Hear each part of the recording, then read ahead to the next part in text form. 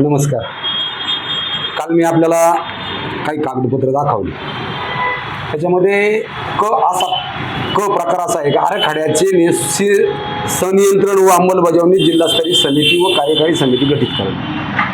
मित्रांनो, हा जो अहवाल आहे ना, हा 3 नंबरसाठी म्हणजे खेड तालुक्यातल्या कार्याध्यक्ष करण्यासाठी किंवा कार्यक्रम कसा राबवायचा, काय करायचं, कशासाठी करायचं. आता याच्यामध्ये दरदरीत म्हणलंय, विकास आराखड्याचे संनियंत्रण व अंमलबजावणी करण्याचे संपूर्ण अधिकार जिल्हाधिकारी समिती यांचे राहील. मुळात जे आपल्या तालुक्यामध्ये खर्च करणार आहात तुम्ही, त्याच्यावरती अजून कुठलीही प्रक्रिया झालेली नाही, कसलीच झालेली नाही. अजून त्या परवानग्या मिळवायच्यात, वाहणार राहणार करणार. मुख्यमंत्र्यांनी सांगितलं की उद्याच्या कुंभमेळ्याच्या आत सगळा प्रोग्राम होणार आहे. माझं तालुक्याच्या लोकप्रतिनिधींना असं आव्हान आहे की काल तुम्ही मंचर मार्गे मुख्यमंत्र्यांना गेले, तुम्ही आपल्या तालुक्यातून का नाही आलो? आपला जर रस्ता लोकांना त्यांना दाखवला असता, त्यांना वस्तुस्थिती कळली असती की ह्या रस्त्याने गेल्याच्या नंतर भीमाशंकरला किती वेळात जातो, किती वेळ लागल, याचं रुंदीकरण किती केलं पाहिजे, सिमेंट काँक्रिटीकरण केलं पाहिजे का, डांबरीकरण केलं पाहिजे का, अनेक प्रकारच्या ज्या तुमच्या अडीअडचणी आहेत, समस्या आहे. आता त्याच्यामध्ये प्रामुख्याने इको सेन्सिटिव्ह झोन हा जो विषय हा त्यांच्या निदर्शनास आला असता आणि जो आपला 4-4.5 किलोमीटरचा रस्ता राहिलेला आहे तो परिपूर्ण झाला असता. तो रस्ता परिपूर्ण झाला असता तर आपले आदिवासी बांधव आज उपजीविकेसाठी तयार झाले असते, त्यांची घरं चालली असती, दारं चालली असती, पुढं त्यांची पोरं शिकली असती, सवारली असती. परंतु तुम्ही काय केलं? काय घेणं देणं नाही तालुक्याचं. आता आमच्या लक्षात आले ते थोडं यायला लागले की तुम्ही काय सांगायचे भाषणात की अदृश्य शक्ती आपल्या पाठीमागे, ती काल तालुक्याने पाहिलेली. तुम्हाला प्रपोजल दिले मुख्यमंत्र्यांनी, काय दिले, कसं दिले, कोणासाठी दिले माहित नाही. मग भीमाशंकरसाठी आहे, वैयक्तिक तुमच्यासाठी आहे का पक्षफुटीसाठी आहे? अरे माझं आव्हान आहे शिवसैनिकांना आणि शरद पवार गटाला की यांचं उद्या यांनी जाहीर केलं पाहिजे ते प्रपोजल काय आहे. मुख्यमंत्र्यांनी तुम्हाला काय सांगितलंय, कशासाठी सांगितलंय, कोणची गोष्ट अशी आहे तुम्ही तालुक्यापासून चढवताय, तालुक्याच्या जनतेने तुम्हाला सभागृहात पाठवलंय, तुम्ही काय गप्पा बसताय? सांगा ना. आज पत्रकार परिषद व्हायला पाहिजे होती. आम्ही अपेक्षित होतो सकाळपासून कुठेतरी पत्रकार परिषदेत येईन, मुख्यमंत्र्यांनी मला असं प्रपोजल दिलंय, मी स्वीकारू का नको स्वीकारू, काय करू? अरे काहीच करायला तयार नाही. फक्त तुम्ही तुमचं कुटुंब बघता का, मी माझे 2, असं जमणार नाही. तालुक्याने निवडून दिलेलं म्हणून आम्ही तुम्हाला बोलतो. उद्या तुम्ही पडले असते, उद्या बघू, पण आता आमचा तुमच्यावर बोलण्याचा अधिकार आहे. सगळ्यात महत्वाचं म्हणजे तुम्ही ती तुमचे बंधू वारले होते त्यावेळेस त्या मधल्या काळामध्ये तुम्ही त्या लॅपटॉपवर मीटिंग केली, त्याच्यामध्ये तुम्ही सांगितलं, मुख्यमंत्र्यांनी तुम्हाला सांगितलं हा तो रस्ता मंजूर करतो. याच्यात पुढे दिसतोय का बाबा? काल मुख्यमंत्र्यांनी त्याचा पुढे उल्लेख केला का केला नाही, कशासाठी केला नाही? त्यांनी आवर्जून सांगितलं की ही वाडी आम्ही नवीन गाव तयार करतोय, असं करतोय की भीमाशंकरचं दर्शन झाल्यानंतर त्या गावात लोक गेली पाहिजे. अहो शेजारचे तुमच्या वाट्याला काही येऊन देणार नाही, हे तुमच्या का लक्षात येत नाही मला माहित नाही. कुठे तुमची आत्मीयता गुंतली, काय झाले? तालुक्याची आत्मीयता महत्वाची, तुमची आत्मीयता महत्वाची नाही. आजही राज्याच्या माजी विद्यमान उपमुख्यमंत्री सुनीताताई आल्यात, तोही कोण आता नाही, पता नाही, काय नाही. उद्या शिंदे साहेब येतील. सगळं गुपित का करताय तुम्ही? कशासाठी करताय? आम जनतेला सांगावं आणि आपल्या तालुक्यातून घ्या, त्यांना दाखवा तो रस्ता कसा आहे, कशासाठी पाहिजे, मी का भांडतोय, मला काय हवंय, काय नकोय. आता तुम्हाला मी खोटं सांगत नाही, इथं लोक मला तिकडून फोन मेसेज करून पाठवतात आणि ते सांगतात मला की ह्या गावाच्या ज्या पांडवकालीन काही गोष्टी आहेत किंवा इथं कशा पद्धतीने आम्हाला सुखसुविधा उपलब्ध झाल्या पाहिजे, काय झालं पाहिजे, तर तुम्ही काय करतच का नाही? कशामध्ये तुम्ही गुंतलात, कोणासाठी गुंतलात हे आम्हाला कळायला तयार नाही. तुम्ही काय बोलत नाही, ठीक आहे, नका बोलू. आमच्यासारख्या छोट्या कार्यकर्त्यावर बोलणं एवढं, तुम्ही फार मोठे आहात, आम्ही छोटे आहात. पहिला खेड तालुका असा अक्षर असायला हवं होतं, तर आंबेगाव तालुका आला, त्याच्यावर तुम्ही बोलायला तयार नाही. तुम्ही बोलतच नाही, बोलणार नाही आणि ती आता अपेक्षा आम्ही सोडून दिलेली आहे, कारण तुम्ही कधीच बीजेपी वाशी झालेले आहात. आता मला हा ठाम विश्वास माझा स्वतःचा तरी नक्की झालेला आहे, कदाचित माझ्या पक्षाचा नसेल, हे वैयक्तिक माझं मत आहे. आणि आता शिवसैनिकांनी सुद्धा जागं होणं गरजेचं आहे की बुवा हे नक्की आपल्याकडे राहिलेत का नाही राहिले, काय होतंय. बघा तुम्हाला मी आता सांगतो, बोरगिरी, येळवडी, कोथरूड, गुप्त भीमाशंकर मंदिर बरोबर, ह्या गोष्टीचा तुम्ही कधी उल्लेख करतच नाही. तुम्ही मिटिंगला जाताय, काय करताय, पुढेच येत नाही इथं काय.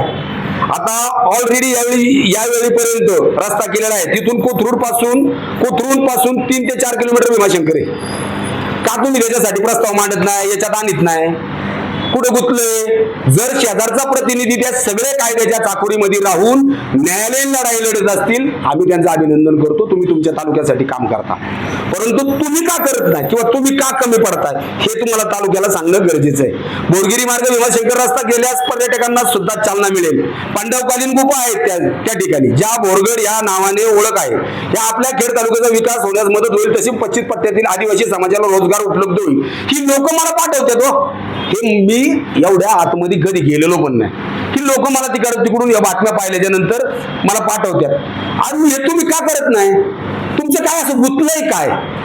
नक्की काय झालंय तुमचं की तुम्ही आज महाविकास आघाडीच्या बाबतीत काय बोलायला तयार नाही, महायुतीच्याच बाजूने बोलताय. आज सुद्धा तुम्ही जर पाहिलं तर तुम्ही आदर्श मुख्यमंत्री अमकं तमकं फला, तुम्ही त्यांचा गुणगौरव करा, केलाच पाहिजे, का करायला नको.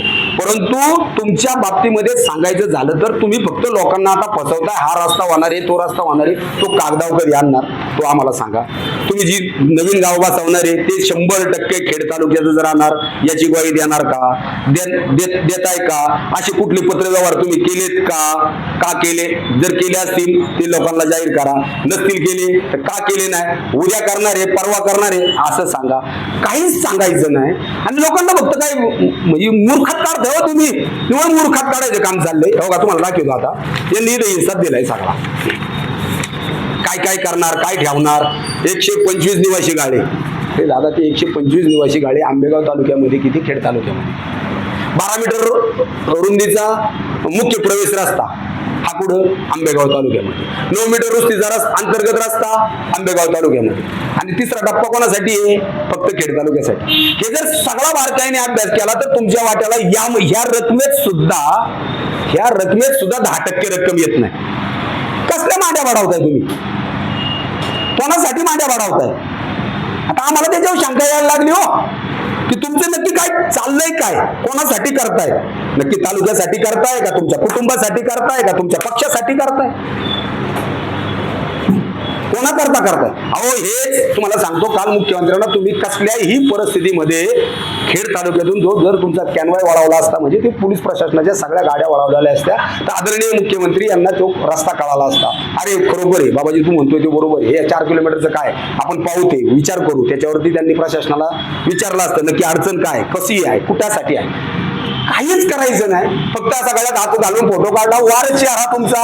अहो शिवसेनेचे नेते होते त्यावेळेचे चेहरे तुमचे पाहिले ना आम्ही. आता हसा येते. आदित्य ठाकरेंबरोबरचे पाहिल्यात, त्या सचिनदादा आयर बरोबरचे पाहिल्यात, त्यावेळेचे चेहऱ्याची तुमची परिस्थिती, कालच्या चेहऱ्याची परिस्थिती सगळा आम्हाला चेहरे वाचता येतात. आणि मला तर सोडाव तालुक्यातल्या मायबाप जनतेला वाचता येतात. आपल्यापेक्षा ग्रामीण भागातली लोक अशी आहेत, अरे पोर देताना सगळं नुसतं पोर बघितलं तरी ते सांगते काय एवढ्यापर्यंत गेलेला तालुका आहे, असं काय कोणी आडाण राहिलेलं नाही. तुम्ही करताय काय? कोणासाठी करताय? हे सात चुकीचं चाललेलं आहे. आमदार साहेब तुम्हाला पुन्हा एकदा विनंती करतो, भविष्यामध्ये माऊलींचा देखील विकास आराखडा तयार होईल आणि त्या ठिकाणी देखील तुमच्यासारखे प्रतिनिधी असल्यानंतर आता आम्हाला भीती वाटायला लागली की भोसरी आणि खेळ असा उल्लेख जर नाही झाला भविष्यामध्ये तर काय राहिलंय? होणार आहे ह्या गोष्टी भविष्यामध्ये देखील त्या होणार आहे. त्यावेळेची तुमच्या भूमिका काय राहणार? आम्ही असंच गप राहायचं का? आम्ही असंच फक्त कागद घेऊन येत राहायचं का? बाहेर देत बसायचं का? मुलाखती देत बसायचं का? नाही, तुम्हाला कुठंतरी ठोस निर्णय घ्यावा लागेल. आज माऊलींच्या समाधीचा सोहळा झालेला आहे, उद्या वारीला जाणार आहेत. तुम्ही तिकडं देखील सगळा डाव आम्ही सारखे कलेक्टर ऑफिसला गाडलेलोच आहे. आम्हाला तो सुद्धा तिथला सगळा परिसराची माहिती आम्ही घेतोय. तिथं देखील काहीतरी चालू आहे. तुम्ही हे तालुक्याच्या मायबाप जनतेला सांगा, तुमच्या बरोबर आम्ही रस्त्यावर यायला तयार कालही होतो, आजही उद्याही राहणार आहे. परंतु तुम्ही तालुक्याला गुमराह करताय, हा माझा थेट आरोप आहे. मग त्याच्यामध्ये काय गौड बंगाल आहे हे मला काय माहिती नाही. आता काल आम्ही बारकाईने बघत होते, सकाळी उठलो काय मुख्यमंत्री होते तर लगेच शेजारचा तालुका, हे पत्रकार बाजूला सरा, हे बाईट बंद करा, हे ते मोबाईल बंद करा. असं काय उठलंय? सांगा ना एकदा, काय त्यांची तुम्हाला प्रपोजल काय आहे सांगा तालुक्याला. भीमाशंकरच्या बाबतीत आहे, माऊलींच्या बाबतीत आहे, तालुक्याच्या विकासाच्या बाबतीत आहे का अजून काय तुमच्या राजकीय जीवनातल्या बाबतीतले एकदा जाहीर करून टाका. आता ते प्रपोजल नक्की काय हो? आम्हाला ते कळू द्या नक्की प्रपोजल काय आहे. आता तर आम्हाला शंका यायला लागली की तुम्ही भीमाशंकर आंबेगाव तालुक्यात न्यायचं प्रपोजल आहे काय आहे काय. आणि ते लोकांना सांगा कळू द्या. हा शेजारचा प्रतिनिधी सांगतोय ते बंद करा बंद करा बंद करा म्हणजे काय बंद करा म्हणजे काय भाऊ द्या ना लोकांसमोर. का होऊन देत नाही तुम्ही ते तुम्ही डायरेक्ट तिथे थांबाय भाऊ द्या लोकांसमोर होऊ द्या मुख्यमंत्री साहेब तुम्ही सांगा काय प्रपोजल आहे. हे उगाच माझ्या बाबतीत लोकांमध्ये गैरसमज नको पसरायला. आता मला शंका यायला लागली की तुम्ही हे उद्या भविष्य काळामध्ये भीमाशंकर हे आंबेगाव तालुक्यात जाणार असं प्रपोजल स्वीकारले का काय पुढे काही तडजोडी करण्यासाठी. याची उत्तरं तुम्हाला ही द्यावाच लागतील. धन्यवाद.